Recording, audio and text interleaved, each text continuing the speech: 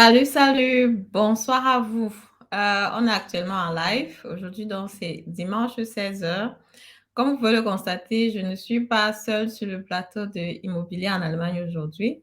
Je suis donc avec un invité, un traditionnaliste, Tenny Formenkum, qui est là et qui va nous parler de la tradition. Donc, voilà, aujourd'hui, donc, je suis très ravie d'être avec lui. Mais je vais juste prendre une minute pour partager le lien du live et puis ensuite on pourra commencer.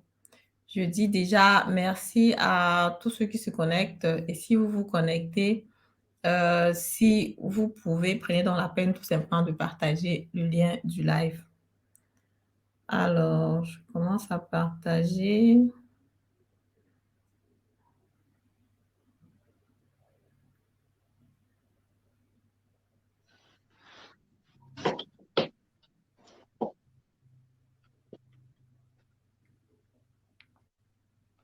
Vous pouvez partager donc sur vos statuts WhatsApp, sur les pages Facebook. Tout simplement pour que les personnes puissent profiter de toutes ces informations qu'on va partager avec vous aujourd'hui.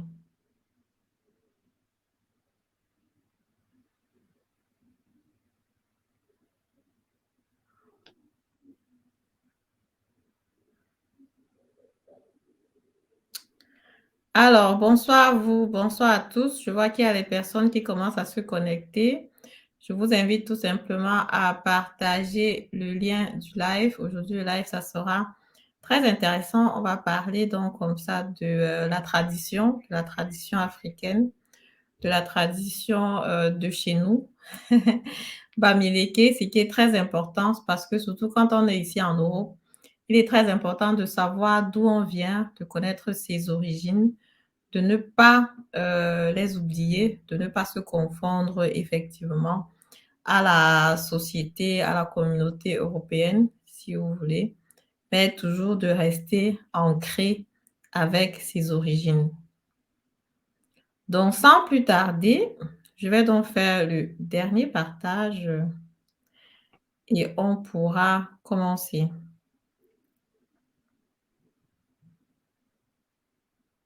Alors, une fois de plus, bonsoir, bonsoir à tous ceux qui nous rejoignent. On va comme ça commencer le live avec notre invité. Voilà, c'est bon. Je suis donc contente de te recevoir aujourd'hui, Tenny Formenkum. Est-ce que tu peux donc te présenter pour nos internautes? Et avant toute chose, j'aimerais d'abord te dire merci pour l'invitation et merci aussi pour la patience. Ça fait plusieurs mois qu'on essaye de trouver ce moment d'échange et ça ne passe pas avec mon programme. Donc, je profite encore pour m'excuser. Voilà, donc on ne fait pas attendre les femmes chez nous. Bon, du coup, je m'excuse d'abord.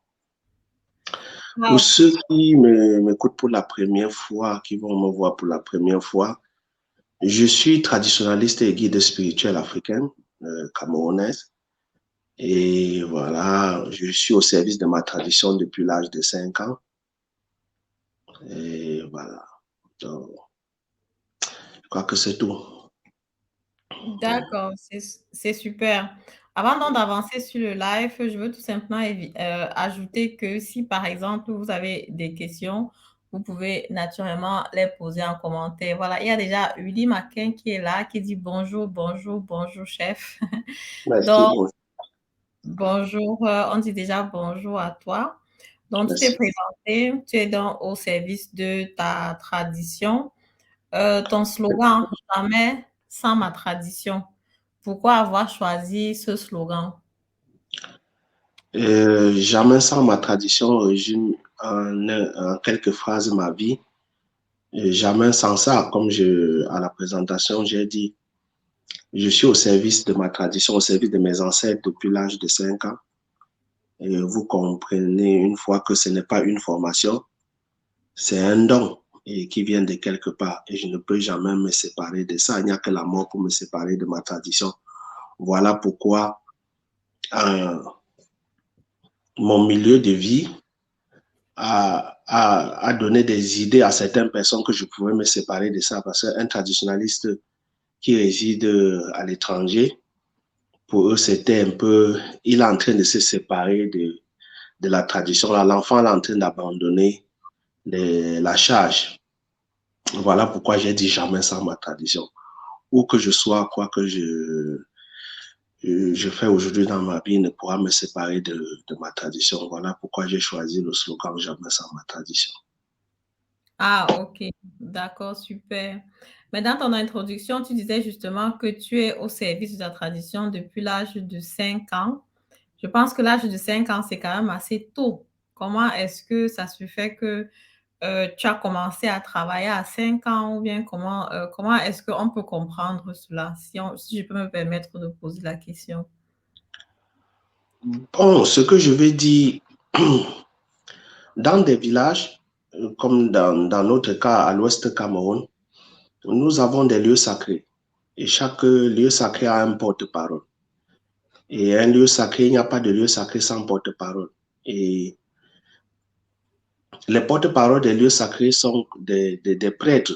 Voilà pourquoi on les appelle certains les notables de Dieu. Ce sont les prêtres de cette tradition-là. Et sans eux, la tradition ne saurait fonctionner dans des règles. Donc, avant moi, il y avait d'autres personnes. Et à mon arrivée, bon, des personnes initiées ont su directement que voilà, cet enfant qui vient pour travailler au compte de tel lieu sacré. Et si bien que déjà, mon initiation a commencé à l'âge de 2 ans, 3 ans. Ah. Parce que je m'égarais, mais à chaque fois qu'on me cherchait, on ne me trouvait pas. C'est dans ce lieu sacré qu'on allait me trouver. J'étais dans la case sacrée toute seule. Donc, et à 5 ans, quand je commence à servir en quelque sorte le village, beaucoup ont compris que mes 2 ans, 3 ans, 4 ans, où je me réfugiais dans ce lieu sacré, dans la case, c'était une phase d'initiation spirituelle qui commençait. Mhm, Donc, mhm, c'est un peu comme ça. Mais les initiés ont vite compris. Les traditionalistes ont vite compris que il est sur le chemin. Voilà. mhm. D'accord, je vois. C'est un peu compréhensible maintenant. On a encore moi qui est connecté. Merci à toi d'être connecté. Dis bonjour, papa Tenifomenkum, et dis bonjour, Merci. Madeleine. Merci, bonjour à toi. Merci de te connecter. Merci de partager le lien du live voilà, sur vos pages Facebook, WhatsApp et YouTube. Ça permet tout simplement comme ça que beaucoup de personnes puissent nous rejoindre sur le live et qu'on puisse parler donc de la tradition africaine, de la tradition bamileke entre nous. Voilà, je te connais quand même depuis quelques temps, Tenny. Je sais aussi que tu as une chaîne YouTube qui s'appelle Mon Chef Officiel. Et c'est une chaîne où tu parles pratiquement, je crois que tu parles même uniquement en langue Yemba. Euh, pourquoi avoir donc créé cette chaîne? Ah, cette chaîne, moi, je n'avais même pas l'idée de... Je n'avais même pas d'abord cette volonté de créer cette chaîne. C'est quelqu'un que toi, tu connais aussi très bien, Fosa Braille. Et chaque fois on se voyait, il me disait toujours que je veux saluer encore au passage. Il me disait toujours, crée une chaîne YouTube. Parce que ce que tu fais est intéressant et demain, nous allons perdre toutes ces vidéos-là alors que ça peut aider d'autres personnes, la génération future. Mhm. Et chaque fois, il me dérangeait. J'ai dit, OK, créons donc alors. Et nous avons fait ensemble. Aujourd'hui, cette chaîne me permet en quelque sorte de garder. Donc pour moi, ça conserve et ça aide aujourd'hui. Pourquoi? Parce que il y a des gens qui viennent me demander des anciennes vidéos que moi, je ne me retrouve plus. Mhm. Alors, je suis obligé de les orienter là-bas pour chercher eux-mêmes. Donc pour moi, c'est en quelque sorte un disque dur où je stocke mes vidéos pour les autres, mais pas pour moi-même. Oui, Voilà. justement. Mhm. Donc, si je comprends bien, si quand Bright donc t'approche, donc je vais dire bonsoir aussi naturellement à Bright, quand il Mhm. t'approche, il te dit, bon, il faut stocker les informations sur une plateforme parce que toutes les informations que tu as naturellement sont précieuses pour que les autres personnes puissent aussi naturellement en profiter. Donc, Exactement. et c'est comme ça que la chaîne est née. Donc, je profite directement pour demander à tous ceux qui sont connectés, si vous ne connaissez pas encore la chaîne, de jeter un coup d'œil là-dessus. Moi, j'ai beaucoup apprécié, surtout qu'il y a beaucoup de thèmes qui concernent vraiment la tradition, qui concernent le village. C'est vrai que pour le moment, c'est en langue Yemba. Bon, pour les personnes qui sont de la Ménois, c'est très intéressant. Et aussi même pour les personnes qui sont encore au pays, qui sont restées au pays, ou même ici, pour pouvoir connecter encore avec la langue, parce que bon, c'est pas... Parfois, tu manques même la personne avec qui tu peux parler, ou tu manques même seulement écouter la langue pour pouvoir encore plus te former. Et en écoutant dans cette langue-là, tu peux même aussi avoir la possibilité d'apprendre à tes enfants. Pourquoi pas? Donc, juste pour qu'ils sachent que, bon, ça, c'est la langue Yemba, ça, c'est la langue de chez nous, pour qu'ils sachent même un peu comment on parle en Afrique. Parce qu'il y a des enfants qui naissent ici, là, ils grandissent, ils grandissent, ils grandissent. Quand on leur demande que, mais c'est quoi la langue de ton pays? C'est quoi la langue de ton village? Bon, parfois, eux-mêmes ne savent pas. Donc, c'est déjà quand même un point d'ouverture comme ça, d'après moi, que je trouve très important. C'est Parce quand même difficile que quelqu'un apprenne le Yemba à travers mes vidéos parce que c'est un langage qui est lié à un métier et il faut d'abord avoir une bonne base pour comprendre ce que j'ai dit. Et déjà que je m'exprime déjà dans mes vidéos, c'est en langue Yemba, c'est vrai, mais il y a encore d'autres Yemba qu'on doit les traduire. Parce que la façon dont les personnes de 30 ans écoutent la façon dont ils écoutent mes propos, ce n'est pas de la même façon qu'une maman dans mon village natal de 80 ans écoute les choses. Donc, du coup, le Yemba que je parle, c'est un Yemba qui est lié à quelque chose. C'est un Yemba des initiés. Donc, c'est une langue vraiment choisie. C'est pour ça que les gens ont du mal à comprendre. Donc, on est toujours en train de les expliquer ce que j'ai dit. Donc, je vais profiter pour dire ne forcez pas. OK. Ça ne dépend pas de vous, mais c'est le Mhm. niveau de tout un chacun. C'est un langage lié à un métier qui est cette tradition-là. Donc, allez apprendre le Yemba et ça va vous permettre de comprendre ce que moi je dis dans mes vidéos. D'accord, je vois. Voilà. Très intéressant. Donc, on a déjà les premières questions qui arrivent. J'ai J. Klein qui est là. Merci à toi d'être là. Il dit bonjour. D'abord, une question. Est-ce qu'il est vraiment possible de vivre et transmettre la culture en vivant totalement en dehors de nos terres? Donc, il continue en disant qu'on est fortement influencé par la culture d'accueil. Est-ce que si toi aujourd'hui tu as les enfants ici, est-ce que tu peux leur transmettre notre culture?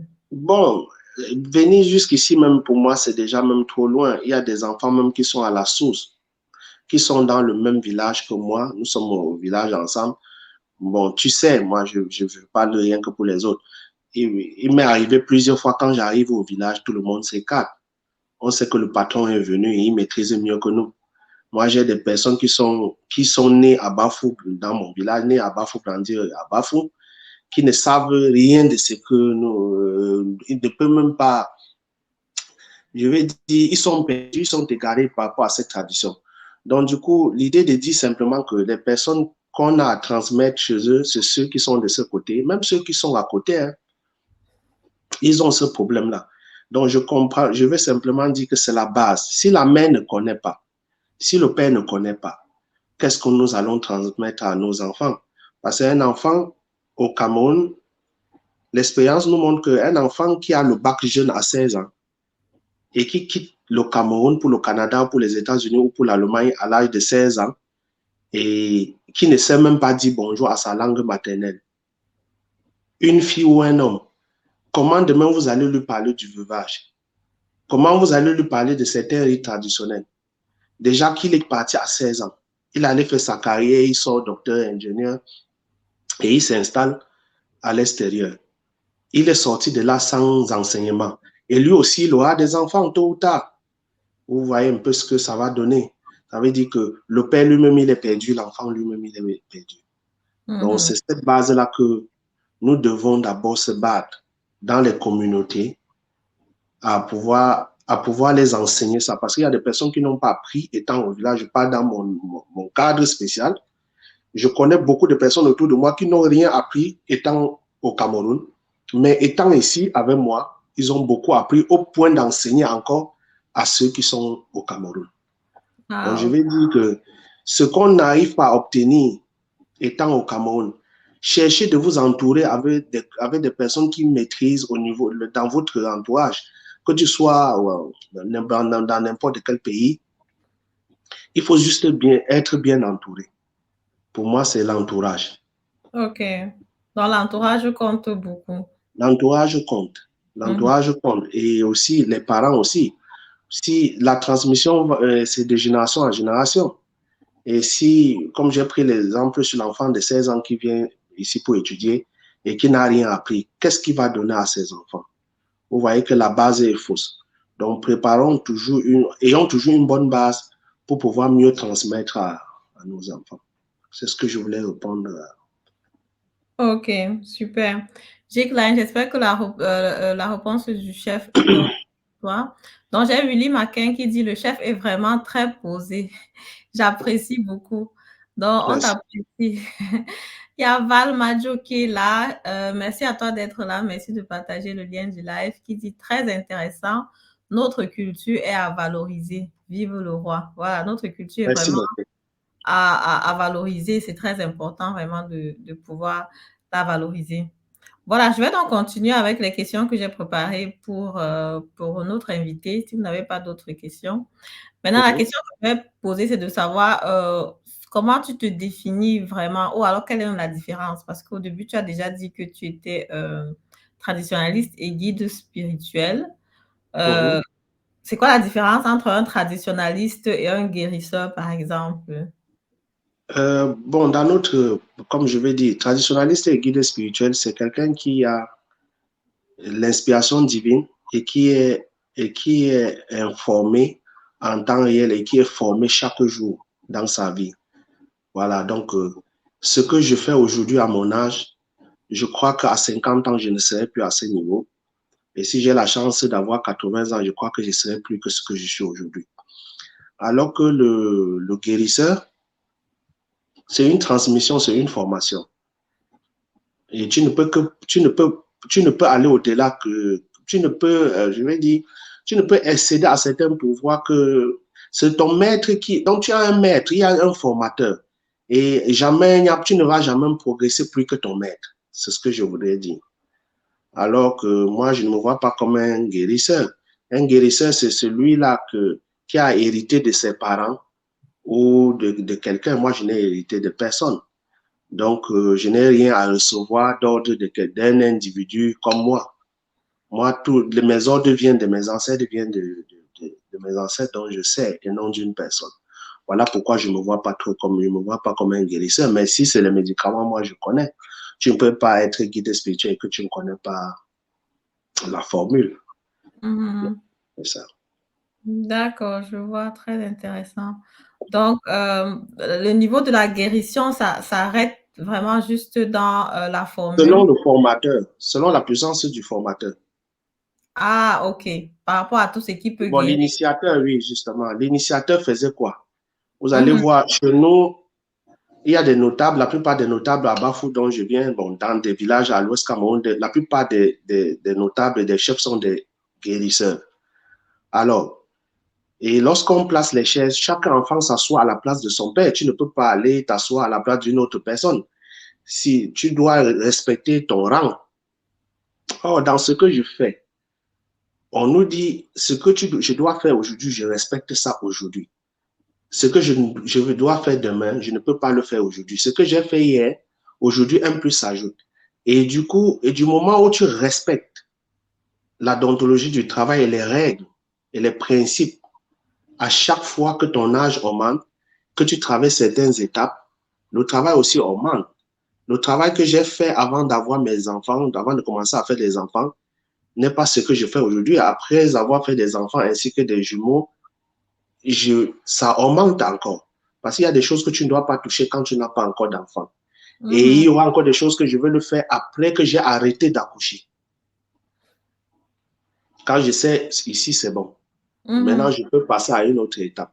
Alors que chez les guérisseurs, tu te limites. Que tu as d'enfants ou pas, tu ne fais que ce que le maître t'a dit. Oui, oui, oui. C'est ce que je voulais préciser. D'accord, je comprends maintenant. Comme je parlais donc tout à l'heure de la chaîne YouTube du chef, donc mon chef officiel, c'est sa chaîne YouTube. Sur la chaîne, j'ai remarqué donc que tu parles uniquement en langue Yemba. Pourquoi est-ce que tu as choisi de parler seulement en Yemba sur ta chaîne? La langue Yemba, c'est une langue que je maîtrise le plus. Comme on dit souvent chez nous, on ne peut pas m'attacher avec cette langue-là. C'est une langue où quand j'engage, je sais où je vais. Quels qu'en soient les pièges, je vais répondre, je sais ce que je vais dire. Parce que le problème parfois avec les gens, c'est que on te pose le problème avec des langues que tu ne maîtrises pas et pour dire que tu n'as pas de réponse.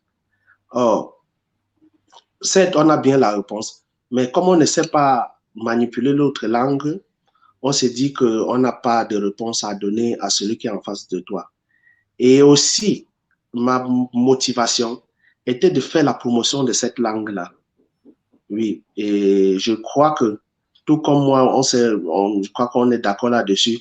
Pour qu'un village soit propre, il faut commencer par chez toi à balayer. On ne peut Mhm. pas chercher si on dit un pays doit être propre et que tu laisses ta maison et tu pars balayer, bah, commençant par étudier, je crois que ça ne va pas donner.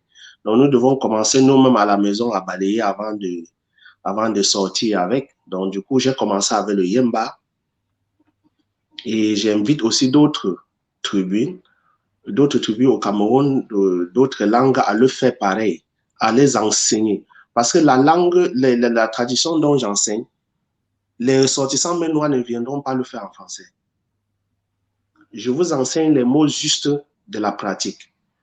Or, si moi je viens le faire en français, je vais chercher les mots adaptés et parfois qui n'est même pas ça pour Mhm. transmettre un message. Et au moment de la pratique, vous allez voir que c'est le contraire. Moi, je suis plus pratiquant que théorique. Donc, moi, j'aime pas trop expliquer, mais j'aime dire à quelqu'un, viens, je te montre comment ça se passe. Oui. C'est pourquoi j'ai voulu vraiment insister sur le côté Yemba, non seulement pour la promotion de la langue, mais parce que c'est avec cette langue-là que je sais mes ancêtres aussi. Mhm. Non, le côté de la langue, pour la promotion de la langue, je trouve de toutes les façons que c'est très bien parce que ça permet de bien connaître la langue, notre langue, nos origines. Comme je disais au début, c'est très important. J'invite tout simplement les personnes qui sont connectées. Si vous avez des questions, n'hésitez pas, hein, vous pouvez poser aussi dans le chat. Et pour en rester dans le domaine de la langue, est-ce que la langue Yemba, c'est une langue que tu proposes comme service? Est-ce que tu enseignes la langue Yemba, par exemple, puisque quelqu'un vient te voir et dit que je ne connais pas parler? Est-ce que tu peux enseigner? Est-ce que tu peux donner des cours en Yemba, par exemple? Je ne peux pas donner les cours en langue Yemba. Moi-même, j'en ai besoin. Moi, je ne sais pas écrire le Yemba. Moi, je ne veux pas me cacher. Il est vrai que c'est un peu, pour quelqu'un comme moi aujourd'hui, ça devient une nécessité d'apprendre déjà à écrire. Moi, je cause avec des formateurs tous les jours et que je leur dis, il faut que je trouve un peu de temps. Surtout quand on était à la rédaction de mon livre qui est fini. Wow, Et, super. et ils étaient en train de me dire, mais mon chef, il y avait des mots qu'on m'envoyait en Yemba. Moi, il est demandé, il faut essayer de me traduire ici. Moi, je ne comprends pas. Et ils étaient étonnés. Ils disent, non, moi, je n'ai pas appris à écrire le Yemba. Le Yemba que je parle, je suis né avec. Donc, aujourd'hui, je dois aussi apprendre le Yemba, mais je ne peux pas donner cours. Je ne peux pas donner cours. Déjà, pour donner cours, il faut avoir la pédagogie d'enseignement et tout, mais je n'en ai pas. Moi aussi, je suis un futur élève de Yemba. D'accord, parce que justement, quand on voit comment tu parles le Yemba, là, on voit que ça roule, on voit que On tu voit casses. ça roule, mais je n'écris pas. Je Mais n'écris pas. non, mais c'est très important parce que la pédagogie aussi est importante. On n'enseigne pas seulement pour enseigner. Pour enseigner, il Voilà. faut. Alors qu'il y a des personnes, des formateurs qui sont allés à l'université pour venir enseigner rien que le Yemba, donc moi, je les respecte. Moi, je ne veux pas venir prendre la place des gens comme les Olivier Taff et les autres, donc je ne peux pas. Voilà. Justement. Donc, il y a d'autres personnes, justement, qui sont vraiment spécialisées là-dessus. Exactement. Pour toi, c'est vraiment pour transmettre juste un message Donc, précis transmettre mon message et puis je continue. et puis Voilà. tu continues ta route tranquillement. Ok. On va donc arriver sur une partie très importante qui est dans le salaka. Je pense que beaucoup de personnes se posent la question de savoir c'est quoi le salaka, pourquoi on fait le salaka et tout le reste. Bon, te connaissant, je sais on est là à la troisième édition, bien que tu as fait la troisième édition de salaka récemment. C'est aussi une des Tiens, raisons pour laquelle on n'avait pas pu trouver un rendez-vous pour pouvoir faire le live plus tôt. Voilà, la question maintenant que je vais poser, c'est pourquoi le salaka en fait? moi, je tiens d'abord à préciser que c'est troisième édition de manière officielle. Ok. Sinon, je l'ai toujours fait. Mhm. Je l'ai toujours fait. Moi, je dis que le sac, c'est un moyen de rester en contact avec ses ancêtres. Parce qu'aujourd'hui, c'est quand on est dos au mur qu'on pense à ses ancêtres. C'est quand on a besoin, c'est quand on est coincé que chacun demande le renfort à ses ancêtres. Et le sac, c'est un moyen de rester en permanence avec ses ancêtres. Et bon, pas forcément que tu sois de Bafou, que tu sois de Tchang, que tu sois Baganti, que tu sois du Cameroun, tu peux être n'importe où, mais le sac, c'est une action de bénédiction, de demande de bénédiction et, et de grâce aussi. Voilà, Mhm. donc, voilà, et c'est voilà pourquoi j'ai bien pensé à ça, que nous devons être ensemble. Quand plusieurs personnes se réunissent pour aller demander quelque chose à Dieu, je crois que les prières sont toujours exaucées. Voilà pourquoi j'ai pensé à organiser le Salaka de manière officielle. D'accord. Donc, avant la troisième, bon, je vais dire là, on a fait trois salakas officiels, mais avant ça, il y avait déjà des salakas qui se passaient. Oui, je le faisais, mais je le faisais avec mes intimes. Je demandais, Madel, je pense aller faire un Salaka. Comme tu me connais, tu sais d'où je viens. Est-ce que tu peux soutenir? Est-ce que tu peux, il y a aussi des familles que nous soutenons dans l'ombre, à payer un peu les écoles. Après, conçu aussi les salles de classe, donner aussi les tables. Ben, c'est toujours le Salaka parce qu'on n'est pas un ONG, on est reconnu nulle part. Donc, on Mhm. essaie un peu de soutenir comme ça, à soigner aussi d'autres malades, envoyer aussi des enfants à l'hôpital, donc intervenir lors des opérations. Donc, c'est ça là que je le fais depuis très, très longtemps. Mais D'accord. aujourd'hui, c'est devenu officiel parce que beaucoup de personnes bénéficiaient et disent pourquoi ne pas rendre la chose publique et permettre à d'autres personnes aussi de participer. Et c'est ce Mhm. que j'ai fait, bon, et ça marche. D'accord, super.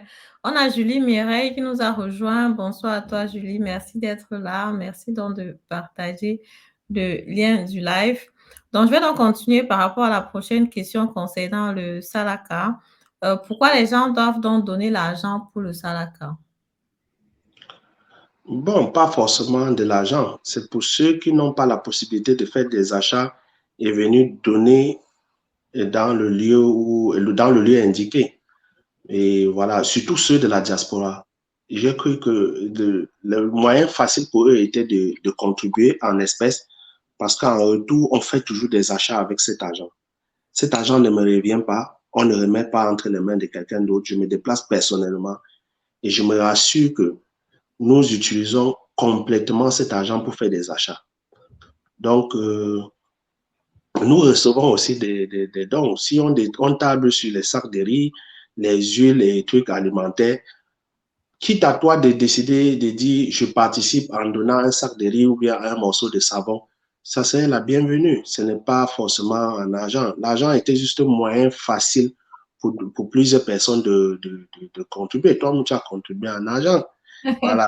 Tu n'en veux pas. S'il y avait possibilité que tu me donnes des sacs de riz à Tchang, moi, je devais prendre. Donc, Oui. c'est un moyen pour faciliter ceux qui sont à la diaspora parce qu'il faut comprendre que le sac à aujourd'hui est beaucoup porté par la diaspora. Hmm. D'accord, pour faciliter un peu pour la diaspora.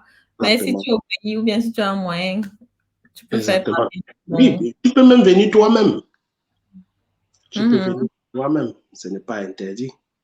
Justement, ok. Et puis, je vais poser dans une question un peu spéciale. Je ne sais pas si c'est possible de donner ces informations-là.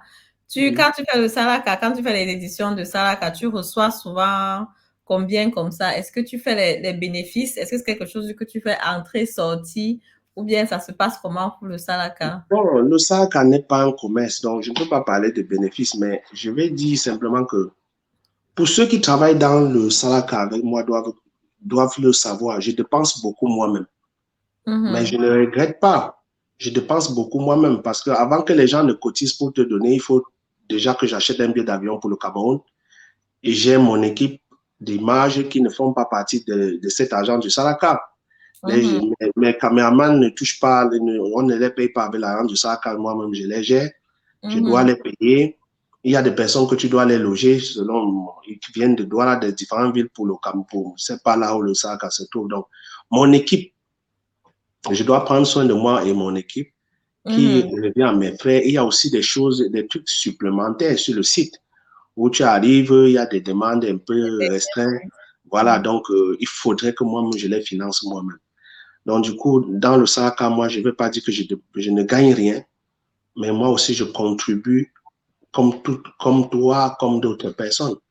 Oui. Et, mais ce qui est bien, c'est que les gens ont compris. Non, au départ, les gens ne comprenaient pas bien le concept.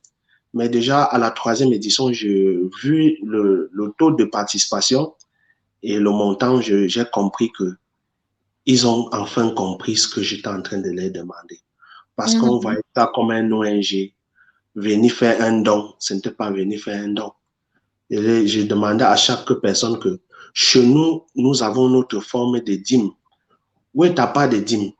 Qu'est-ce que tu as demandé cette année à tes ancêtres? Parle sur ton argent, parle sur ce que tu veux. Demande ce que tu veux, mais ensemble, et envoie-moi. Je veux faire mon sac à viens, on le fait ensemble. Tu demandes pour toi, je Mhm. demande pour moi et on attend les résultats. Ce n'est pas moi qui, je ne suis pas un faiseur de miracles, mais je sais qu'il y a un Dieu quelque part pour nous. Allons-y ensemble. Même si tu n'es pas là, le simple fait de participer, en quelque sorte, tu es présent ce jour-là. Parce que Mhm. l'argent que tous les millions de personnes, toutes les personnes qui ont contribué au Salaka, de près ou de loin, nous étions ensemble à la dernière édition. Donc, il n'y a pas de bénéfice. Mais le bénéfice, c'est ce qu'on reçoit comme bénédiction après. Oui. Mais pour le Salakala, combien de personnes, par exemple, bénéficient? Tu n'es pas obligé d'un nombre exact. C'est l'ordre des centaines ou des milliers de personnes, ou bien en gros comme ça. Quand tu dis que la troisième édition a été une réussite par rapport à la première édition. Par rapport à la deuxième aussi. Et je crois que avant ça, je vais d'abord aussi dire merci au roi photo pour la mobilisation et l'accueil aussi, et à tous les organisateurs de ce côté-là. Parce que pour moi, la troisième édition était un succès. Et les mamans sont venues massivement. Et ils sont aussi venus avec quelque chose. Ils ne sont pas venus les mains vides. Il y avait des mamans qui sont venues avec les arachides, il y a des mamans qui sont venues avec le maïs, chacun venait avec un peu de nourriture de sa case pour qu'ensemble, on célèbre cette journée-là ensemble. Donc, Mm, ce n'était pas d'un seul côté. oui, Et ce n'était pas simplement les gens de la diaspora, même ceux qui étaient au Cameroun, ceux qui étaient sur place, ont contribué pour la réussite. la réussite. Mais et je crois que on se limite encore en ce moment aux centaines. Mais je OK. crois quand même que ce que nous avons servi, quand j'ai essayé un peu avec mon équipe de voir, c'est quelque chose qui servait à près de 1000 personnes. OK. Oui, Mhm. parce que quand on a fait des répartitions avec des chefs de secteur par secteur, et tu vois, il y avait les familles de 300 personnes, les familles de 200, 150. Donc, Mhm. voilà, je crois que le SAC, cette année, a servi minimum 1000 personnes. Wow, super, super, c'est vraiment très bien. C'est vraiment très bien. On a Ananguisme Solide qui est là, qui dit bonsoir à tous. Voilà, bonsoir à toi. Merci d'être là. J'ai G. Klein qui dit encore, vous avez brièvement évoqué Dieu dans l'explication d'une des questions précédentes. Est-ce que notre spiritualité est compatible avec les religions importées, christianisme, islam et autres? Non, mais je crois simplement que ils ont les formes, en fait, c'est leur chapelle. On ne va pas mélanger des chapelles. C'est que tu sois bouddhiste, et que tu sois musulman, catholique, je crois que c'est les chapelles et ça a respecté les formes de louer Dieu. Mais sinon, c'est que lorsque nous parlons des lieux sacrés, c'est notre forme, c'est notre chapelle. C'est une autre forme de louer Dieu. Donc, on ne va pas, on ne compare pas, on ne juge pas la foi de quelqu'un d'autre. Moi, je ne vais pas juger la foi des autres. Pourquoi tu fais ci, pourquoi tu fais ça? Mais ce qui m'intéresse, c'est que est-ce que tu t'adresses à la même personne que moi? Oui, ça va. Mhm. Mm. Voilà. Donc, bon, ce que je sais, c'est que on s'adresse tous au même Dieu. Ah, même Dieu. Mhm. Ok. Tout le reste là, c'est seulement les appellations qui Ce changent, sont je les pense. appellations qui changent et la façon de le louer qui change. Chacun a Mhm. sa appel qu'on respecte. Donc, voilà. Oui. Voilà, j'ai Borès qui est aussi là. Bonsoir, bonsoir, bonsoir à toi. Merci de mettre les likes sur le live. Merci de partager aussi le lien du live. Je vois qu'on n'a pas beaucoup de likes aujourd'hui. Et puis, on va donc revenir sur la question, sur le thème Salaka. Comme j'ai dit, je trouve que c'est un thème très important moi-même. Le Mhm. Salaka, par exemple, voilà, tout ce qu'on cotise là dans les dons, l'argent et tout le reste, l'argent du Salaka là, donc justement, ça part où? Ça sert à quoi en fait? Moi, je vais dire que j'ai choisi de le faire, cette partition-là, dans un lieu sacré. Parce que aujourd'hui, il y a trop de tricherie dans ce que nous faisons, dans le monde actuel où nous vivons. Il y a trop de semblants. Il y a des personnes qui veulent rincer les yeux des gens en se faisant, en montrant aux gens qu'ils sont des, comment je vais dire, vouloir laver les yeux du monde entier de leur pureté, alors qu'au fond intérieur, ils sont sales. Et moi, j'ai choisi le lieu sacré parce que pour moi, c'est un lieu par excellence de pureté.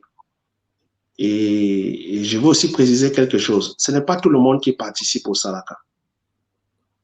Ce n'est pas tout le monde qui participe au Salaka. Alors que si c'était un ONG, on ne saurait refuser les dons. Et ce n'est pas tout le monde. Quand tu sais que tu n'es pas pur, que tu n'es pas correct, la provenance de l'argent dont tu utilises pour participer n'est pas correcte, je ne vais jamais admettre que toi, tu vas escroquer pour venir participer au Salaka chez moi. Moi, je vais Mhm. te dire tout de suite que ce sont des malédictions que tu cherches parce que au Salaka, on examine. Bon, je ne dis pas moi. Je m'en Mhm. vais soumettre après les achats. Je me retrouve dans un lieu sacré à demander à ce Dieu ce que je suis venu donner aux populations n'est pas un poison. C'est Mhm. à vous d'identifier d'où est venue cette nourriture et pourquoi cette personne a contribué, afin que je les distribue. Parce que voilà, il y a une autre forme. Aujourd'hui, on parle de poison partout. Et Mhm. maintenant, moi, en allant dans un lieu sacré, c'est pour dire, j'ai été le porte-parole, j'ai apporté la nourriture pour demander les bénédictions et non pour éradiquer tout un village. Donc, c'est à vous d'essayer de contrôler pour savoir qui a fait quoi, pour quelle était l'intention de chacun de nous pour participer à Salaka, à ce Salaka, enfin de distribuer aux personnes. Donc, le meilleur maître, la personne qui peut faire ce contrôle-là, ce n'est pas moi. Il est vrai que face à certaines personnes, je peux vite identifier certaines choses et je te mets en garde. Il y a des gens. Je vais te raconter une petite histoire. L'année passée, j'ai eu un problème avec quelqu'un que tu connais très bien parce que j'ai refusé un don d'1 million. Ok. J'ai refusé le don d'1 million. Il est venu me voir et dit pourquoi tu ne me prends pas. J'ai dit à ce monsieur, je sais ce que tu fais pour avoir ton argent. Et je te déconseille de participer au Saraka, sinon ça serait plutôt la mort. Parce que Mhm. si je m'en vais dans un lieu sacré avec cet argent, nous ne sommes pas comme d'autres églises, on ne cherche pas à savoir ce que tu fais. Si tu viens donner, on va te glorifier, on te donne une bonne place. Mais chez nous, ce n'est pas ça. Voilà pourquoi les traditionnalistes ne seront jamais millionnaires ni milliardaires. Parce que notre tradition n'est pas là pour enrichir. On ne devient jamais milliardaire avec ce que je fais là.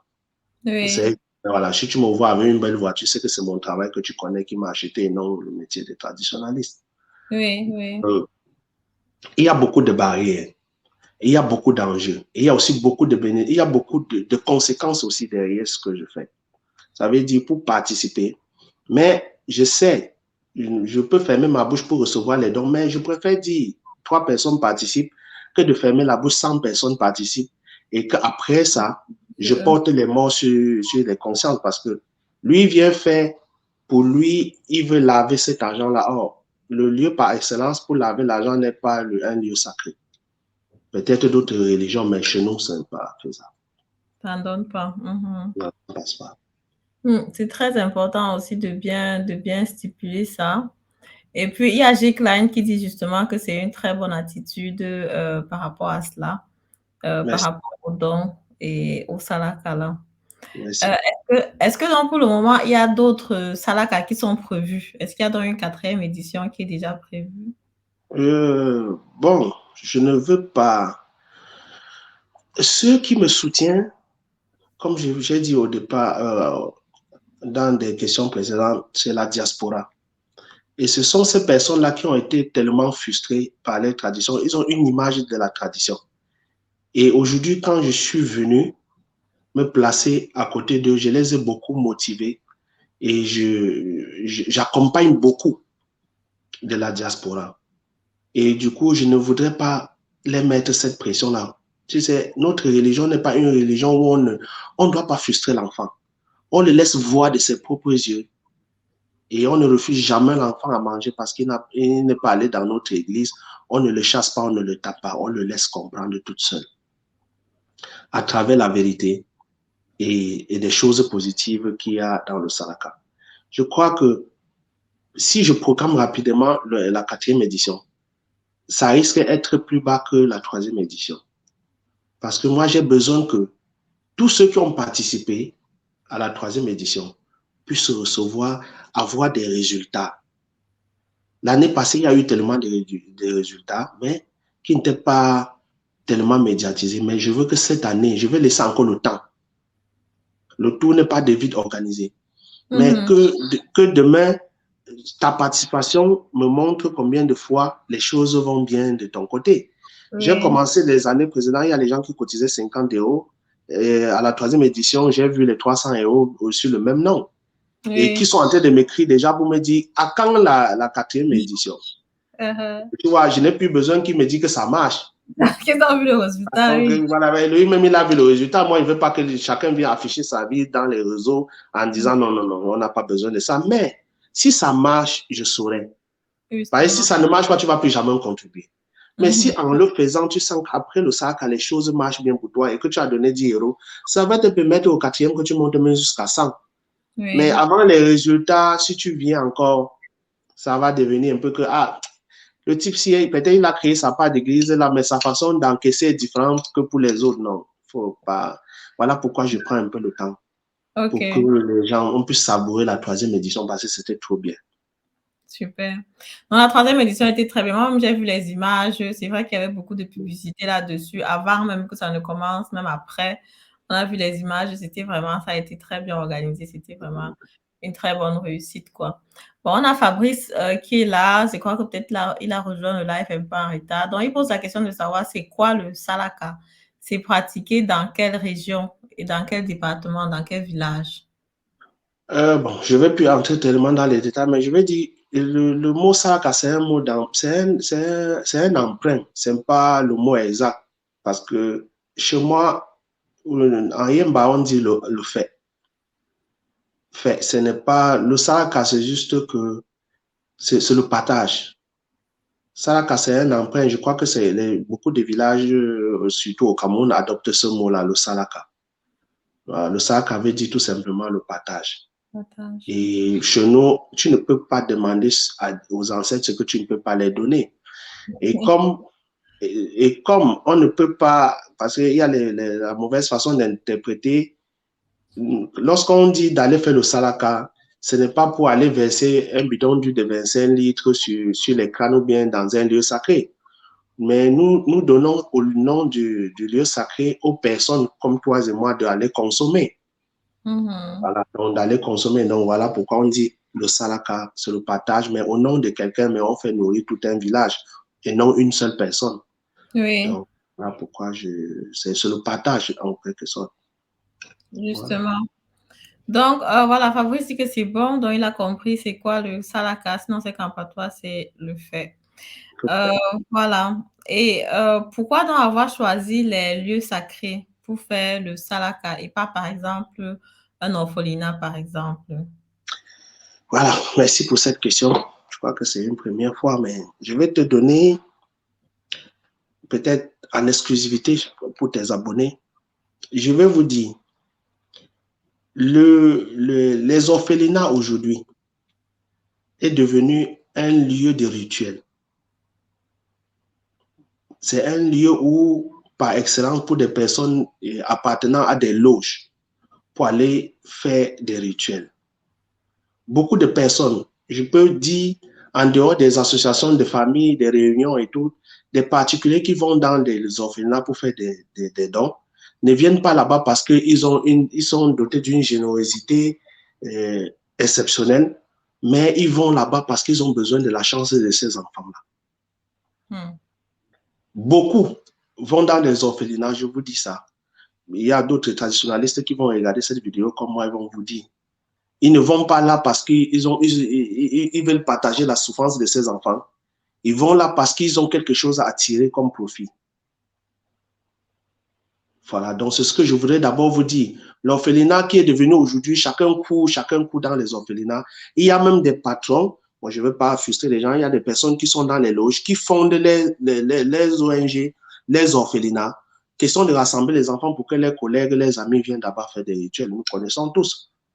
Donc, ce n'est pas, c'est comme des établissements scolaires aujourd'hui. On sait comment est-ce qu'on fonde des établissements scolaires aujourd'hui par rapport aux jeunes filles. Je disais à une de mes mamans, dernièrement, quand son enfant avait des problèmes à l'école, j'ai dit, demande à ton enfant de ne plus jeter ses garnitures à l'école, qu'elle rentre à la maison avec. Tu vois. Donc, c'est ça aujourd'hui. Les écoles sont devenues des temples ainsi que des orphelinats. Donc, du coup, je n'ai pas choisi l'orphelinat.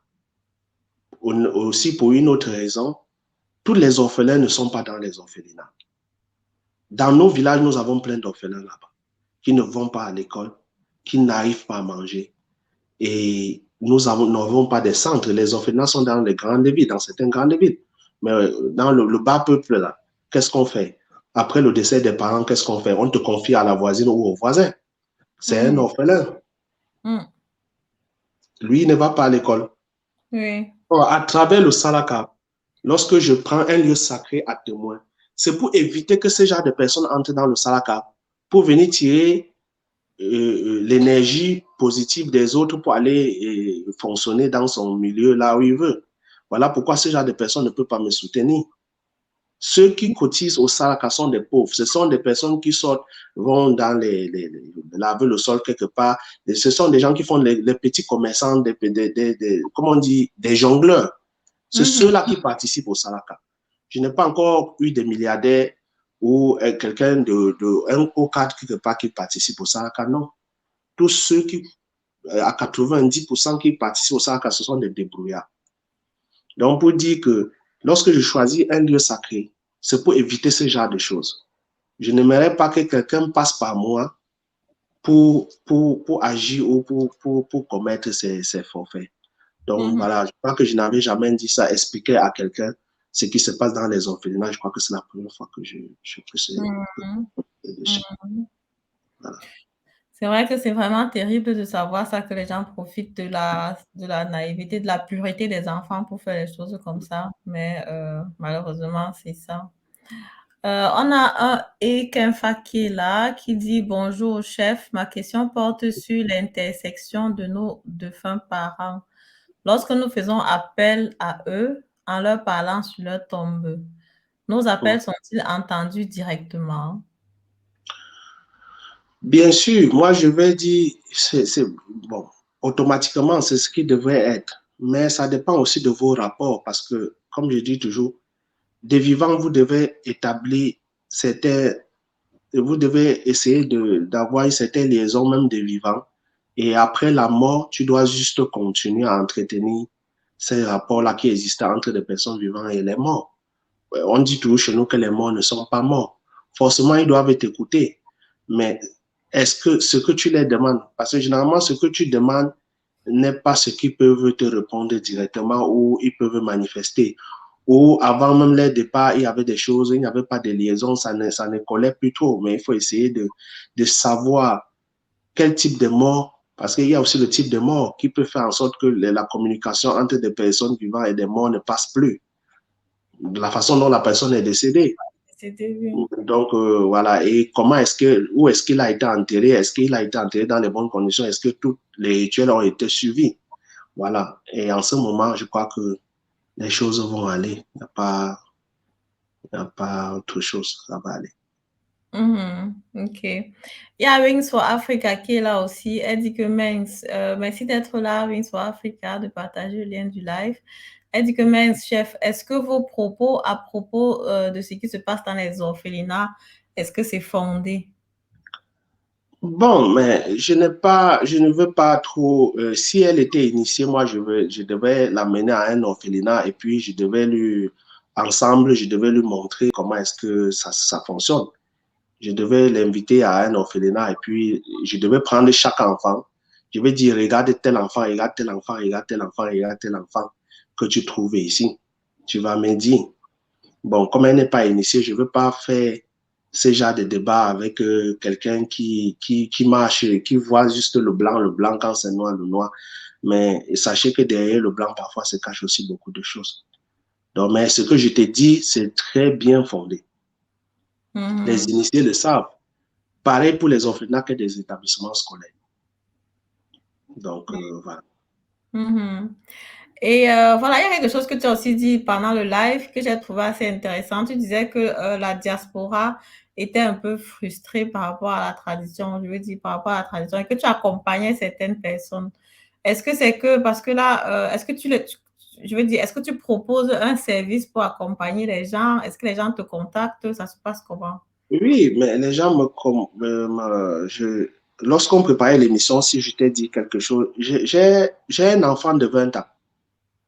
Il n'y a pas, lors du Salaka, on s'est rencontrés au Cameroun pour la première fois. Lui, il est né, il a 16 ans, il est allé à Nairobi pour fréquenter. Et après le décès de ses parents, il devient le successeur de la concession. À 20 ans, il ne sait même pas comment on parle sur l'écran, comment est-ce qu'on fait. Alors, sa grande sœur devait se marier et lui devait jouer le rôle du père. Il a appelé le village, on lui a dit autre chose. Quand il est venu me voir, j'ai pris le temps de l'expliquer. Voilà comment la dot se passe. Voilà comment tu vas arriver, tu vas faire. En tant que père, voilà ce que tu dois faire. Toi-même, avant de prendre la dot de ta fille, voilà ce que toi-même tu dois faire pour être en contact avec tes ancêtres afin de recevoir cette dot. Quand tu reçois de l'argent, avant de consommer, fais comme ça, fais ci, fais ça. Quand tu reçois la chèvre de la dot, est-ce que tu sais pourquoi on donne la chèvre à la dot? Il dit non, je lui ai expliqué pourquoi. Moi, je ne vais pas revenir parler de la dot aujourd'hui. Alors, quand je lui ai expliqué toutes ces choses, il allait faire. Et quand il est rentré, il était tellement content. Et au village, on ne faisait que l'apprécier. Les mamans, les parents ne faisaient que l'apprécier parce qu'on s'attendait à un fiasco d'un enfant qui vient de l'Europe. De l'Europe. Qu'est-ce qui va venir? Il va même bien faire. Mais on a vu quelqu'un qui était engagé, qui était vraiment à fond. Parce qu'il avait quelqu'un qui le suivait. Et il m'appelait à toute heure. J'ai dit, à n'importe quel appelle-moi. À toute heure, pendant la dot, j'ai suivi la dot jusqu'à 1 heure la nuit. Donc, pour dire, quand je dis les accompagner, parce que ce sont des personnes qui sont vulnérables dans les familles. Ce sont des personnes qui sont, comme vous voyez aujourd'hui, ils sont victimes des poisons et autres. Parce qu'on sait que le délitement social, on les a éloignés complètement de leurs traditions et ensuite deviennent des proies. Et aujourd'hui, quand moi j'ai la possibilité de faire intégrer, beaucoup de chefs de famille se trouvent dans la diaspora aujourd'hui, beaucoup de notables se trouvent ici. Derrière les concessions abandonnées dans des villages, se trouve un successeur qui vit en Europe. Alors, qui doit construire sa concession? Lui-même aussi, il a peur d'aller là-bas. Et je l'ai dit toujours, même le sorcier que tu as peur de lui, il a peur de toi. Il dit, comment ça? Il dit, mais toi-même aussi, tu n'es pas un sorcier. Viens, je te montre que toi-même, tu as une sorcellerie dans ta concession et que tu peux utiliser pour les éloigner. Pourquoi tu fuis? C'est juste un manque de formation, manque de coaching, comme vous appelez aujourd'hui, quelqu'un qui va les montrer comment est-ce que les choses fonctionnent. Parce que même le sorcier qui est au village, que tu as peur de lui, il a peur de toi. Ça, c'est clair. Quand il essaie, il voit que tu es faible, c'est là il vient. Mais Non, quand il vient, tu es bien armé. Pas que je vais te donner. Voilà pourquoi je te parle de la spiritualité et non le traitement. Parce que moi, je n'aime pas trop parler médicaments. Mais je dis, il y a les astuces traditionnelles qui sont là. Ça ne commence pas aujourd'hui, qui a été là avant même l'arrivée même de la Bible et autres, qui sont là. Les sorciers ne commencent pas aujourd'hui. Le poison ne date pas d'aujourd'hui. Ça a été longtemps avant. Alors, je te dis comment est-ce que tu dois faire pour remettre ta concession. J'ai connu aussi des personnes qui ont fait 20 ans sans toutefois aller au Cameroun parce qu'on les a dit, le jour que tu vas mettre pied au Cameroun, on va te tuer. J'ai dit, viens, on part, on te tue, je prends ça en charge. Appelle ta famille, je m'engage, je t'accompagne. Et ils sont là, ils vivent. C'est justement parce que c'est cette peur-là. Et c'est ça mon combat aujourd'hui. Comment les ramener? Parce qu'ils sont mieux placés aujourd'hui pour soutenir cette tradition-là. mm, Ils ont tout. C'est eux aujourd'hui qui s'asseyent pour écrire l'histoire. Ils sont là pour écrire l'histoire alors qu'ils ne pratiquent pas. Et pour moi, c'est choquant. Et je combats aussi également au niveau du village, donner la place à ces enfants-là. Ils ont la volonté. La lumière sur la tradition, si c'est eux. mhm. Alors, ensemble, nous les traditionalistes, nous devons les recevoir, les former, les montrer les places et comment est-ce que les choses évoluent. Les choses évoluent. Mhm. Dans la Wings for Africa qui dit que ça fait froid au dos d'entendre, oui, justement, cette histoire d'orphelinat là, ça fait vraiment froid au dos d'entendre, quoi. Moi-même, c'est un peu difficile. Il y a un anarchisme solide qui dit pourquoi il faut forcément une initiation pour avoir du concret. C'est une restriction de la connaissance de dire qu'il faut être initié pour avoir une certaine compréhension. C'est du sophisme. Non, je crois que peut-être elle m'a pas compris. Ce qui est pourtant, on n'a pas besoin d'être initié parce que l'initiation, c'est pour aller à quelque chose. Et même quand, et je vais vous dire, parce que lorsqu'on parle de l'initiation, on pense directement aux choses obscures, on pense directement aux mystiques, aux autres. Non. Même la vie est faite d'initiation. Lorsque tu apprends à un enfant qu'à 5 heures, tu dois être déjà debout, tu dois te brousser, tu dois faire ci avant d'aller à l'école, c'est une initiation. C'est l'initiation. Vous n'allez pas me dire que... Donc, en fait, le quotidien, c'est une initiation. Tu t'inities à faire ce que tu es en train de faire. Moi, je suis derrière les digitales aujourd'hui. Pour un traditionnaliste comme moi, quelqu'un qui lance que le sel, moi, il ne devrait pas m'asseoir ici. Mais je suis en train de m'initier derrière vous. C'est C'est après. ce que je te dis. Oui, je m'initie derrière vous. Parce que quand je vois Madel faire, il dit, hey, moi, quand tu fais telle chose, ça donne quoi? Qu'est-ce que tu es en train de faire? Tu es en train de m'initier à quelque chose de positif. Donc, Mhm. l'initiation, il ne faudrait pas qu'on voit seulement l'initiation comme là où on doit verser le sang humain. Mais l'initiation aussi, il y a aussi des fins concrètes derrière l'initiation. Mhm. Voilà, il y a Wings for Africa qui dit que pourquoi on donne la chèvre, que s'il vous plaît, on donne la chèvre de la dot, pourquoi? C'est tout. La dot, c'est au moins un long chapitre. Je ne vais pas trop me On va prononcer parler de aujourd'hui. la dot Je aujourd'hui, ne vais pas, ok. malheureusement pas, si je vais parler, je vais pas parler de cette petite partie, parce que s'il faut que je te dise pourquoi on est arrivé à donner la chèvre pour la dot, il faudrait que je te parle le nombre de jours que la chèvre doit rester à la maison, parce qu'il y a un nombre de jours, lorsque la chèvre entre dans une concession, ça doit faire, il y a tellement de procédures là derrière, non. Du coup, peut-être c'est un autre, prochaine invitation, que cause bien avec toi, puis on va voir, organiser, écrire le programme, peut-être on reviendra parler de la dot. Mais Ok, mon livre parle, deuxième partie de mon livre parle uniquement des avantages et des conséquences de la dot, et des avantages aussi de la dot. justement. Il y a un anarchisme solide qui demande un lien pour intervenir dans le live. Bon, pour le moment, je crois qu'on est déjà, je vais partager le lien, mais on est déjà presque à la fin du live. Je ne sais pas. Aujourd'hui, on voulait juste un peu parler de la thématique du Salaka, mais je peux quand même partager. Et puis bon, sinon, c'est qu'on est vraiment à la fin du live déjà. Ma prochaine question, c'est de demander à Duvalier quelle est donc sa vision. Quelle est la vision pour la noire dans son domaine? Euh, Avant de répondre à cette question, moi j'ai déjà commencé à parler de la diaspora. Je vais d'abord dire merci à toute la communauté ménoise. Merci infiniment pour le soutien et pour la confiance. Parce qu'aujourd'hui, je comprends que 80% de la ménoise est derrière moi, m'écoute et suivent à la lettre ce que je leur recommande. Et ce que je vais demander, mon idée pour la ménoise aujourd'hui, c'est que chacun retourne à sa place. Il est vrai que les gens ont détourné mon combat comme un combat, la chasse aux sorciers des églises. Non, moi je ne suis pas contre les églises, mais je suis contre certains pratiquants. Et je les enseigne, je les explique. Mon problème, c'est que chacun puisse comprendre sa place dans la société, même si on ne l'occupe pas. Parce qu'il y a beaucoup qui n'occupent pas cette place parce qu'on les a mal expliqués. Mon souhait, c'est de les enseigner, de les interpeller autant que possible. Surtout ceux, que soit ceux de l'intérieur ou de l'extérieur, j'aimerais vraiment les interpeller, qu'ils puissent comprendre l'enjeu de cette tradition aujourd'hui, dans tout ce qu'on fait. Il y a même l'interprétation des signes que les gens ont perdus. Il y a tellement de choses aujourd'hui que nous devons encore apprendre pour pouvoir entrer dans la société. Il y a des choses qui nous arrivent aujourd'hui juste par ignorance, parce qu'on n'a pas été visionnaire, parce qu'on a perdu tous ces repères-là. Et c'est ce que j'essaye à ma manière de remettre sur le chemin. Aujourd'hui, la plupart des personnes qui m'écoutent n'ont pas 30 ans. Ceux qui me suivent véritablement dans la main noire aujourd'hui n'ont pas 30 ans. Et je crois que c'est déjà un succès, parce que c'est ceux-là que nous, on avait plus peur. Et s'ils sont là à mettre en pratique et à écouter ce que je dis, pour moi, ce n'est pas encore gagné, mais il y a encore beaucoup de boulot. Et je demande à chaque parent de léguer cette fortune-là aux enfants, qui est notre tradition, et d'initier les enfants. Il ne faudrait pas que le mot initiation vous effraie.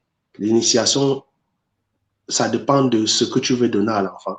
Mais sinon, c'est qu'il y a plus des enjeux positifs que négatifs aussi dans l'initiation. Donc, initions nos enfants. Donnons-les ce qu'on sait de notre tradition. Et si vous ne pouvez pas, renseignez-vous auprès des initiés. On va vous orienter. Parce que lorsqu'on parle de guide spirituel, ce n'est pas un vendeur de médicaments. C'est quelqu'un qui est là à vous orienter. Afin que, à chaque chose que vous devez faire concernant la tradition, que vous le faites et que ça se passe dans le droit chemin, sans toutefois être les sensibilités ou le faire à moitié. Donc, c'est ce que je demande vraiment aujourd'hui à chaque personne dans la main noire. Et pas seulement dans la main noire, c'est des personnes qui peuvent aussi interpréter mes propos pour des personnes qui ne comprennent pas. Ce que je vais dire, c'est que j'ai voulu commencer chez moi-même à balayer. Et le jour qu'on va se retrouver tous au carrefour pour balayer pour toute une nation, je crois qu'on va changer de langue. Mais pour le moment, ma maison est encore trop sale pour que je regarde le village. Je dois balayer ma concession. Et le jour où on va se retrouver tous au carrefour, nous allons échanger des langues, soit en français pour pouvoir mieux se comprendre et balayer tout un pays. C'est ce que je fais aujourd'hui. Super, super. On a Boris qui est là, qui demande le livre coûte combien? Je crois que le livre n'est pas encore sorti. Le livre n'est pas encore sorti, le livre a la production. Et je crois que quand le livre sera disponible, je crois que tout le monde sera au courant. Donc, un peu de patience, Fabrice. Le livre va bientôt sortir. Le livre va bientôt sortir, c'est fini. Donc, on a la production. On a la production maintenant. Il y a Wings for Africa qui dit que c'est seulement pour les gens du département de l'Ouest ou bien c'est pour tout le monde? Non, c'est pour tout le monde. Le livre n'est pas en Yemba. Non, je crois qu'elle est en rapport avec ce que tu as dit avant, donc que ce soit... Non. J'utilise juste le Yemba pour le dire. Ce que je fais, c'est la spiritualité africaine. Ce n'est pas forcément des gens de l'Ouest. Moi, la plupart des personnes que je rencontre au quotidien, que j'échange avec que dans d'autres pays, ne sont pas forcément... J'échange avec des Togolaises, avec des Béninois, avec des Ivoiriens, avec d'autres nationalités. Donc, lorsque tu parles d'un rituel à quelqu'un qui maîtrise sa langue maternelle, lui se souvient et comment est-ce qu'on le fait chez eux. À l'ouest Cameroun, ce n'est pas toutes les communautés qui utilisent l'arbre de paix. Il y a des communautés qui utilisent l'eau. Il y a des communautés qui utilisent rien que le sel. Il y a des communautés qui utilisent la terre. Il y a des communautés qui utilisent des pierres. À l'enterrement, ils n'exhument pas les crânes, prennent une pierre, frottent sur le fond du mort et conservent cette pierre-là. Ça dépend de comment est-ce qu'ils ont fondé leur communauté. Donc, on n'impose rien. C'est le même rituel partout, mais c'est de la façon qui change. Si je me retrouve en Côte d'Ivoire, on est en train de faire un certain rituel devant moi, ce qui concerne la dot ou le funérail. Toi-même, en tant que Camerounais, tu vas dire, la partie si chez nous veut dire plutôt telle chose. Mais ils ont leur façon de faire. Mais quand tu regardes et que si tu l'as déjà pratiqué chez toi, tu sauras que non. La partie ici qu'ils sont en train de faire en enterrant, ils ont frotté le caillou sur le fond du mort. Parce que, et si tu demandes, ils vont te dire non, c'est parce que quand on enterre chez nous, on n'exhume pas les crânes. Oh, cette pierre-là, c'est pour remplacer directement le crâne après. Alors, chez les Bamileke, comme chez nous, on ne le fait pas. Mais parce qu'on sait qu'après, on va l'exhumer. Donc, pour dire que le pourquoi comme ça, pourquoi, il faut, si tu maîtrises bien ta tradition, tu vas mieux comprendre pour les autres. Celui qui ne comprend pas ta tradition et que vous êtes tous des Africains, c'est parce qu'à la base, lui-même, pour lui, il ne connaît pas. Mais si tu apprends pour toi, c'est facile de comprendre pour les autres. D'accord, super. Bon, il y a un analyste qui dit que le lien ne fonctionne pas. Bon, je ne sais pas pourquoi, parce qu'il voulait venir sur le live. J'ai déjà envoyé Ça, le lien. c'est la prochaine conférence. Oh, alors la prochaine fois, le chef est déjà fatigué. C'est vrai qu'on a prévu juste À la prochaine conférence, à la prochaine la conférence. prochaine conférence, on pourra faire plus longtemps. Donc, Wings for Africa qui dit que OK, comme quoi la bonne charité commence par soi-même. Voilà. Merci, papa, tu as compris. Voilà. Et Fabrice dit, quel est votre avis concernant tradition et religion?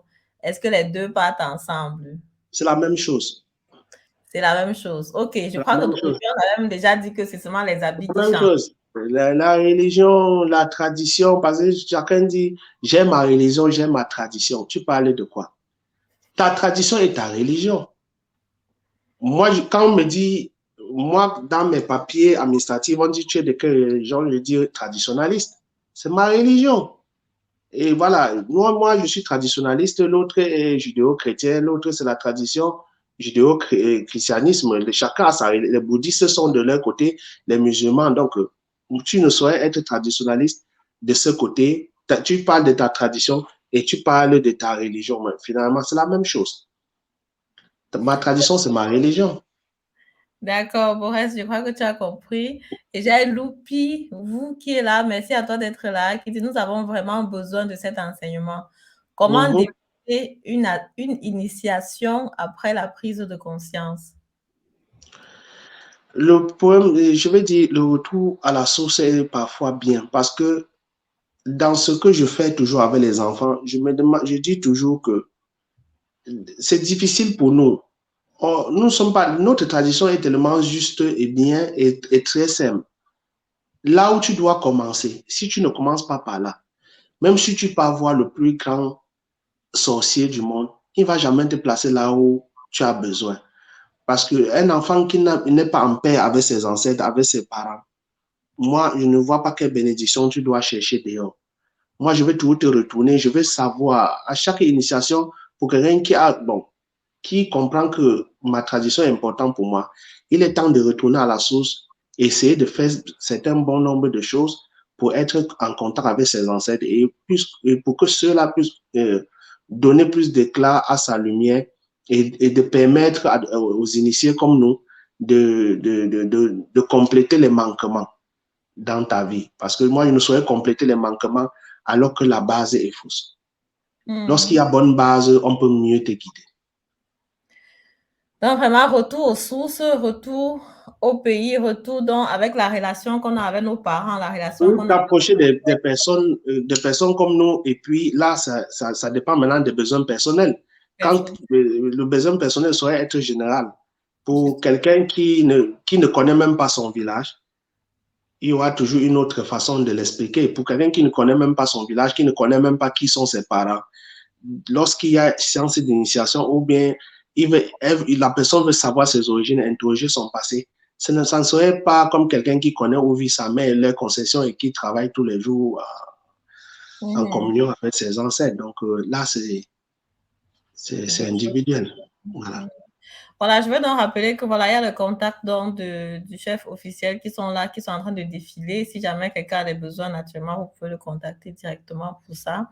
Je vais donc prendre la dernière question de Eddie Kempf qui dit donc une rapide dernière question. Y a-t-il des conférences du chef en vue? Est-ce que tu organises des conférences? Je sais que sur Facebook, tu fais beaucoup de talks comme ça là. Je ne le fais plus parce que moi, je vous respecte beaucoup. Hein. La force de connectez-vous là. Moi, je le fais plus depuis parce que, comme tu sais, moi, je suis pas traditionnaliste de Facebook ou de YouTube. C'est parce que c'est un peu il y a eu un peu le forcing autour de moi. Voilà pourquoi aujourd'hui, j'ai donné mes pages à quelqu'un, la Grande Royale, de gérer. Et du coup, même quand il me demande de donner les vidéos pour le mettre, moi, je ne veux pas laisser quelqu'un qui a besoin de moi physiquement à côté de moi pour aller parler à quelqu'un que je ne sais pas où il se trouve et ce qu'il lui veut. Et parfois, les gens sont connectés, sont en train de laver les assiettes. Donc, du coup, moi, je m'occupe de celui qui est à côté de moi. Donc, moi, je ne vois pas trop. Mais en ce qui concerne quand même les conférences, j'ai beaucoup de thèmes concernant pour des conférences, mais malheureusement, je voudrais faire des conférences ici. J'ai des conférences qui sont prévues en mai, mais plutôt au Gabon et d'autres pays. Donc, ça dépend du pays. Si quelqu'un a besoin de moi pour tenir une conférence dans son milieu, que ce soit associatif ou bien famille, je ne sais pas, pour organiser n'importe quoi, voilà mes contacts. Mais sinon, c'est que je peux aller n'importe où, que ce soit en France, je peux aller, je suis ouvert pour toute proposition dans tous les pays du monde. Donc, je n'ai pas un problème pour aller où je veux. Donc, voilà, ça, c'est déjà garanti. Je fais des conférences. Mais si c'est les conférences organisées par moi-même, pour le moment, je ne me vois pas en train d'organiser une conférence maintenant, vu que ici, avec les restrictions, je ne vais pas organiser une conférence de 50 personnes, de 30. Si je dois organiser, c'est minimum 500 à 1000 personnes, mais dans quelle salle? Ce n'est pas possible. Mais si dans d'autres pays, c'est possible, on m'invite, je pars. D'accord. Super. Donc, je vais quand même prendre la dernière question, si je sens qu'elle est intéressante. Lorsque les parents sont chrétiens de Jésus, comment Oui. On ne, Comment on dit, nous, on ne juge pas les parents. Notre tradition est la sincérité. Si tu viens et tu dis, je vais retourner à ma tradition, et mes parents sont les chrétiens de suivre Jésus, et que moi, je vais servir ma tradition. Là, tu as tout le droit de continuer ce qu'ils n'ont pas pu faire. Mais là, ce n'est pas un mensonge. Il faudrait d'abord chacun doit comprendre que la tradition est basée sur la vérité. Voilà pourquoi chacun essaie toujours de tricher à ce niveau-là. Parce que c'est difficile de garder cette vérité-là. C'est basé sur la vérité. Avant de dire mon père est ceci, ma mère est ceci, ce n'est pas pour me tromper, mais sache que si tu le dis et que c'est faux, tu rates dans ta spiritualité, dans ce que tu veux faire. Mais si c'est vrai, il y a toujours des choses qu'on va te dire, ok, comme maman ne peut pas faire telle chose, papa ne peut pas faire telle chose, et au niveau des tantes, au niveau de la famille, comment ça se passe? Si la famille est unie, approche-toi de ceux qui sont des traditionalistes dans la famille, parce que toujours dans certaines familles, il y a des camps. Il y a les gens qui partent à l'église et ceux qui restent à la maison. Va rester avec ceux-là et vous organisez entre vous. Et si tout le monde est parti, on va toujours te trouver une solution pour pouvoir t'intégrer et continuer avec ta tradition, mais sans combat. Sans combat, sans injure. Dans notre tradition, il n'est écrit nulle part, il n'est dit nulle part où quelqu'un doit aller chiffonner ses parents ou insulter ses parents parce qu'ils ont choisi une autre religion. C'est d'autres religions qui se comportent comme ça avec nous, mais nous ne devons pas faire la même chose. N'est jamais refuser à manger à l'enfant parce qu'il n'accepte pas d'être traditionnaliste, il ne croit pas à ses ancêtres et rien. Laisse-le. Le moment viendra, il va porter le pied, ça va peser, il va vouloir rentrer, il n'y aura pas moyen, il sera bloqué sur place. 1 an, 2 ans, il va finir de prier tous les dieux du monde entier. Et il va retourner. Et beaucoup retournent. Et quand ça marche, ils ont honte de venir dire que ce n'est pas Jésus là, c'est ma tradition. Bon, ce n'est pas grave. Mais s'il est au moins en santé, c'est le plus important. Donc, le tout, c'est la vérité. D'accord. Donc, il y a Loupi, vous, qui dit que le chef a beaucoup d'humour. Il dit qu'il n'a pas la force pour les connecter. Vous connectez. Non, je n'ai pas la force pour les connecter, vous, parce que moi, je ne sais pas qui, j'ai dit à qui de se connecter, la personne est où. Mais, moi, j'ai essayé ça une fois, deux fois, trois fois. Après, j'ai appelé la grande Waya et dit, regarde tout ce monde qui m'attend au village, voilà, toutes les personnes qui m'appellent en France, partout, pardon, aide-moi à faire telle chose, c'est du concret. Mais est-ce que je dois laisser mes consultations privées avec des personnes pour aller faire le connecter, vous, que toi, tu veux me mettre dedans là? Il dit, tu fais quoi? Il dit, je ne fais plus ça, je n'ai plus de force. Moi, je suis tout le temps au Cameroun, je suis en train de suivre les gens.